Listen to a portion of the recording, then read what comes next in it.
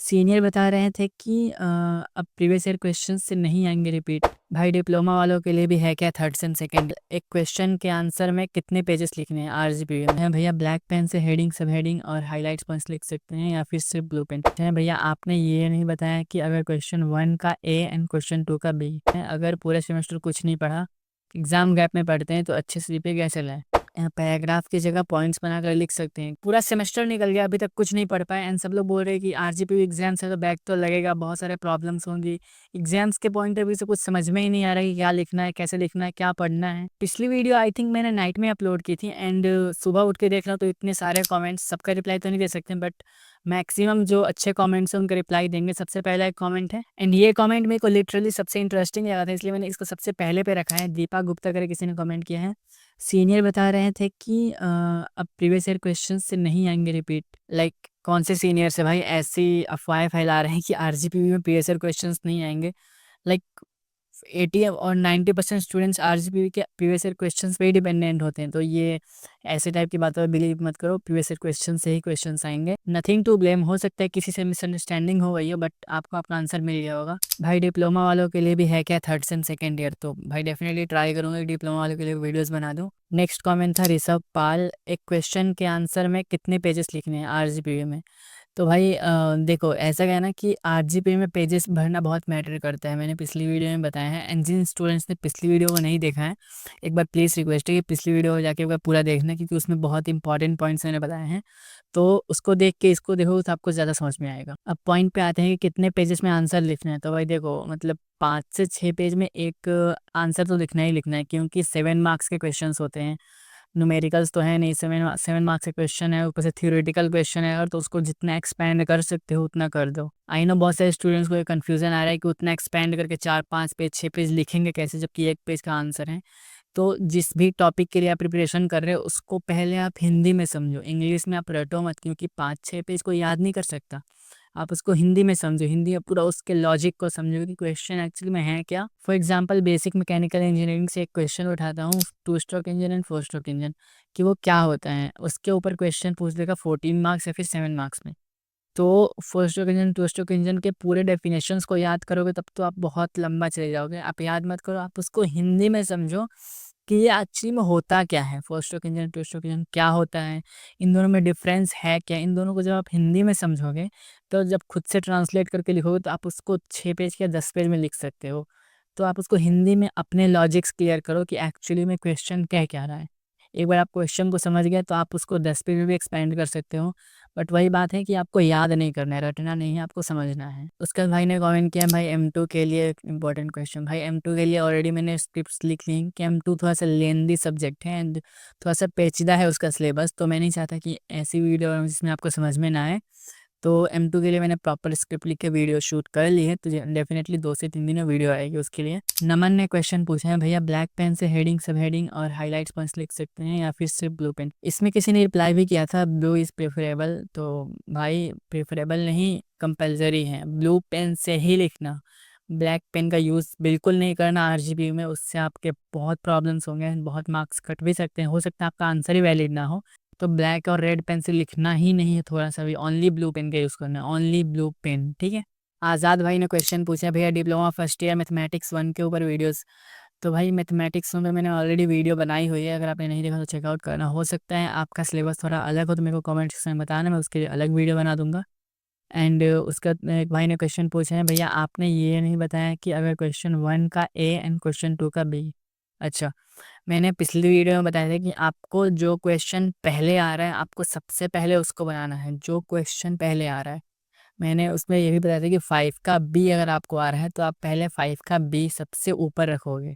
And मैंने पिछली video में बताया था कि अगर आपको जो भी क्वेश्चन पहले आ रहा है सबसे पहले आप उसको बनाओ एंड उसके बाद किसी को बनाओ, क्योंकि स्टार्टिंग के 10 पेजेस आपके अच्छे से neat and clean and correct होने चाहिए। स्टार्टिंग के 10 पेजेस आप कोशिश करोगे जितने आपको आते हैं, चाहे आपको 6 का बी आ रहा है, 5 का ए आ रहा है, आपको 7 का बी आ रहा है, कोई भी पहले आपको आ रहा है ना, सबसे पहले उसको बनाओ। उसका जो आपको नहीं आ रहा है उसको छोड़ते जाओ, सबसे पहले जो आ रहा है उसको बनाओ। इससे क्या होगा ना कि जो एग्जामिनर चेक करेगा स्टार्टिंग में, अगर आपका अच्छा इंप्रेशन जाएगा ना तो आपका पूरा आंसर शीट वो अच्छे से चेक करेगा। And as we all know first impression is last impression. आप अपना फर्स्ट इंप्रेशन 10 पेजेस में सबसे अच्छा बनाओ, उसके बाद लास्ट इंप्रेशन कैसा भी होगा बना के भी लिखो तो चलेगा। एंड मनीषा कुशवाहा ने क्वेश्चन पूछे हैं, अगर पूरे सेमेस्टर कुछ नहीं पढ़ा, एग्जाम गैप में पढ़ते हैं तो अच्छे से जीपीए कैसे लाएं। Good, I really impressed with this question. And मैं आप सबको यही बोलूँगा कि जो भी वीडियो देख रहे हो, पासिंग मार्क्स के लिए मत पढ़ो, अच्छे से जीपीए के लिए पढ़ो, तो नॉर्मली आपको पासिंग होगा। ठीक है, तो अच्छे से जीपीए के लिए पढ़ो। एंड पूरे सेमेस्टर नहीं पढ़ा है, अगर एग्जाम गैप्स में पढ़ते हो, तो मेरे चैनल पे सारे सब्जेक्ट्स के फर्स्ट ईयर वाले इंपॉर्टेंट टॉपिक्स पे वीडियोस अवेलेबल है, जाके एक एक वीडियो देखना गैप्स में। एंड जितना मैंने बताया उतना ही पढ़ना है, उससे एक्स्ट्रा नहीं पढ़ोगे तो बहुत अच्छे मार्क्स निकल जाएंगे आपके। तो आई होप आपको आंसर मिल गया होगा। आपको नॉर्मली एक एक सब्जेक्ट की वीडियो गैप में उठानी है। एंड 5 दिन अगर बचे तो 5 यूनिट एक एक करके एक दिन यूनिट करोगे तो आराम से हो जाएगा। उसके बाद का क्वेश्चन था भाई, जैसे 5 का ए एंड 6 का बी बन रहा है तो क्या करें। हाँ, तो मैंने ऑलरेडी बताया ना वीडियो में, पहले 5 का ए बनाओ, उसका 6 का बी बनाओ डायरेक्टली। 5 का बी स्किप कर दो एंड 6 का ए स्किप कर दो, जो पहले आता है उसको पहले बनाओ। एंड अगर आपने 5 का ए पहले पेज में बनाया, 5 का बी एंड पेज में बना रहे हो, तब भी कोई दिक्कत नहीं है, आप कहीं भी किसी भी क्वेश्चन को बना सकते हो। ऐसा नहीं कि एक ही साथ लिखना है, आपको 5 का बी जब भी याद आएगा आप उसको तब बनाना। एक और क्वेश्चन तुषार ने पूछा है, भैया मोबाइल लेकर जा सकते हैं क्या, बैग में रख देंगे सेंटर में जाकर। भाई देखो, मैं पर्सनली अपना बताऊँ तो मैं कभी फ़ोन लेकर नहीं जाता हूँ, क्योंकि मेरे को लिटरली एग्जाम सेंटर्स पे कोई ऐसा बहुत भरोसा नहीं होता, क्योंकि वहाँ पे सिक्योरिटी गार्ड्स भी क्या ही करेंगे जब इतने सारे स्टूडेंट्स होते हैं। अब कौन किस मेंटेलिटी से आ रहा है, इसीलिए मैं सजेस्ट बिल्कुल नहीं करूँगा कि आप मोबाइल लेकर जाओ। एंड एंड तक पढ़ो ना भाई, एंड एंड तक नोट्स बनाओ। एंड अगर आपको भी मेरी तरह ऐसी आदत है एग्जाम हॉल के बाहर बाहर तक आपको पढ़ के घुसना है, तो उसके लिए आप नोट्स बना लो, इंपॉर्टेंट टॉपिक्स के नोट्स बना लो, एंड जाके एग्जाम हॉल के बाहर बाहर तक पढ़ते रहो, फ़ोन्स को घर पे छोड़ के जाओ। ये मेरा सजेशन है, आपकी मर्जी है भाई, आप लेकर जा सकते हो, बहुत सारे स्टूडेंट्स लेकर भी जाते हैं। आदर्श भाई ने क्वेश्चन पूछे हैं, भैया पैराग्राफ की जगह पॉइंट्स बनाकर लिख सकते हैं क्या। तो देखो भाई, मैं तो यही सजेस्ट करूंगा कि पैराग्राफ्स बना के लिखो, क्योंकि पॉइंट्स बना के लिखने में वो थोड़ा सा ऑड लगता है, पैराग्राफ थोड़ा सा बहुत परफेक्ट सा फील देता है। एंड पॉइंट्स में अगर आप दो दो लाइन के पॉइंट्स बनाओगे तब तो थोड़ा सा वो और अजीब लगेगा। अगर आप 4-5 लाइन के पॉइंट्स बनाओगे तब तो आई थिंक वो पैराग्राफ ही बन जाएगा। तो कोशिश करो कि 3-4 लाइन 5 लाइन। इससे क्या होगा ना कि अगर आप 2 लाइन लिख के 1 लाइन छोड़ोगे तो वो चेक करने वाले को भी अच्छा नहीं लगेगा, एंड आपको लिखने में भी अच्छा नहीं लगेगा। इसीलिए आप कोशिश करो कि 4-5 लाइन एकदम चिपका के लिखो, एंड उसके बाद 2 लाइन छोड़ दोगे, 3 लाइन छोड़ दोगे तब भी कोई दिक्कत नहीं है। और भैया 7 मार्क्स के क्वेश्चन में कितने पेजेस लिखना है, मैंने बता दिया ऑलरेडी, 5-6 पेजेस कोशिश करो कि लिख दो। Thanks brother, shooting at 2 AM, appreciate it, thank you so much brother, and it really made me smile. Bharti Patel, भैया क्या हम हिंदी इंग्लिश मिक्स लैंग्वेज में लिख सकते हैं। लाइक देखो, आरजीपी भी ये बोलते हैं कि आप हिंदी में भी लिख सकते हो, आप इंग्लिश में भी लिख सकते हो। बट प्रॉब्लम ये है कि अगर उसमें कोई भी कन्फ्यूज़न है, या फिर जैसे आपने इंग्लिश में आंसर लिखा एंड आपको पासिंग मार्क्स नहीं मिले, या फिर आपको पासिंग मार्क्स में आपको अच्छे मार्क्स नहीं मिले क्योंकि आपने लिखा प्रॉपर था, तो आप चैलेंज कर सकते हो आरजीपीवी को कि नहीं, मेरे को प्रॉपर मार्क्स नहीं मिले हैं, तो हो सकता है आपको मार्क्स बढ़ जाएँ। आप उसको रिवील में डालोगे, फिर अगेन चैलेंज में डालोगे। तो ये सब करने का राइट आपके पास तभी है जब आपने इंग्लिश में लिखा है। अगर आपने हिंदी में लिखा है, आरजीपी साफ-साफ मेंशन करता है कि अगर आपने हिंदी में लिखा है तो वो कोई भी प्रॉब्लम सिचुएशन आने पर इंग्लिश लैंग्वेज को आखिरी लैंग्वेज मानी जाएगी, एंड हिंदी वाले आंसर को आपको काट दिया जाएगा। एंड आप डायरेक्टली ये पूछ रहे हो कि हिंदी और इंग्लिश मिक्स करके इंग्लिश में निकलेंगे जी, तब तो आई डोंट रिकमेंड यू कि लिखो ऐसे। एंड आई नो बहुत सारे स्टूडेंट्स को इंग्लिश में प्रॉब्लम होती है, तो कोई दिक्कत नहीं उसमें। आप एक काम करो, इंग्लिश में लिखने का ट्राई करो जितना आप लिख सकते हो, एंड कहीं कहीं कुछ पॉइंट्स को समझाने के लिए जहाँ आपको इंग्लिश के लिए वर्ड्स नहीं मिल रहे हैं, वहाँ आप डायरेक्टली हिंदी का यूज़ करो, प्रॉपर इंग्लिश का यूज़ मत करो, आप हिंदी का यूज़ करो और इंग्लिश का मिक्स करके ऐसे यूज़ करो, तो चेक करने वाले को समझ में आएगा कि आप क्या बोलना चाहते हो। बट कोशिश यही रहनी चाहिए कि इंग्लिश में सारे आंसर्स लिखो। विनय भाई ने क्वेश्चन पूछे, भाई ईडी के पेपर में ड्राइंग शीट मिलती है, उसमें एक साइड पूरा ब्लैंक पेज रहता है और एक साइड ग्राफ वाला। भाई देखो, जो ब्लैंक साइड रहता है वो ऑप्शनल की तरह लेके चलते हैं हम, जैसे कि जो मेन साइड होता है जिधर लाइनिंग होती है वो स्पेशली ग्राफ के लिए ही दिया गया है। तो अगर आपको उधर ग्राफ बन रहा है, क्योंकि उसमें आपको ईजी पड़ेगा, लाइनिंग्स ऑलरेडी हैं, तो उधर आप बनाओ। एंड अगर आपको उधर नहीं जम रहा है तो आप डायरेक्टली ब्लैंक साइड में बना दो, दोनों साइड उसी के लिए दिया गया है। एंड रिकमेंड यही करेंगे कि जो नेम होता है, जहाँ पे आप नेम लिखते हो उसके नीचे से लिखना स्टार्ट करो, क्योंकि चेक करने वाले को थोड़ा सा कंफर्टेबल होता है ना, आपको लिखने में भी कंफर्टेबल रहेगा। ज्योति ने कमेंट किया है, बहुत सही वीडियो बनाते हो, thank you so much. And I think मैंने ऑलमोस्ट सारे कमेंट्स के रिप्लाई दे दिए हैं।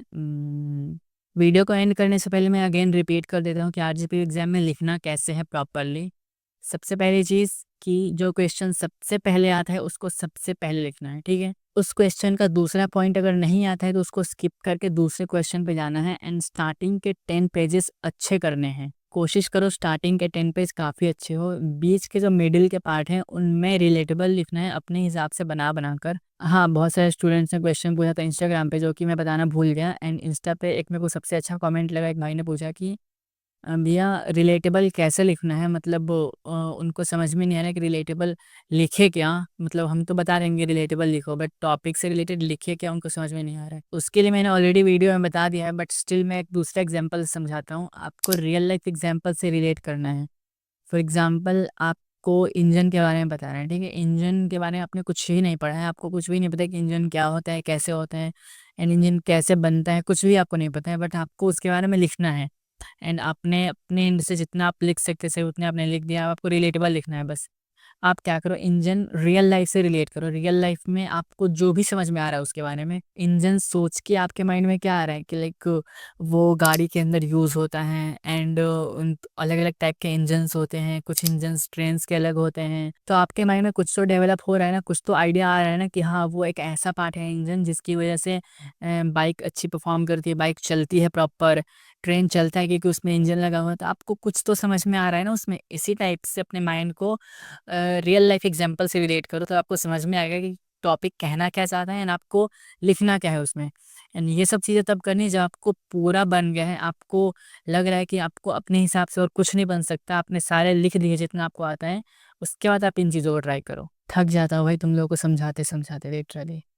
तो आई डोंट थिंक आपको कोई भी कन्फ्यूज़न रहा होगा, कोई भी कन्फ्यूज़न है तो मुझे कमेंट सेक्शन में पूछ लेना या फिर आप मुझे डायरेक्टली इस इंस्टा आईडी पे पूछ सकते हैं, आपको मैं प्रॉपर हेल्प करूँगा एंड मिलते हैं किसी अच्छी इन्फॉर्मेटिव वीडियो में। तब तक के लिए वीडियो को लाइक करना, चैनल सब्सक्राइब करना। Bye bye.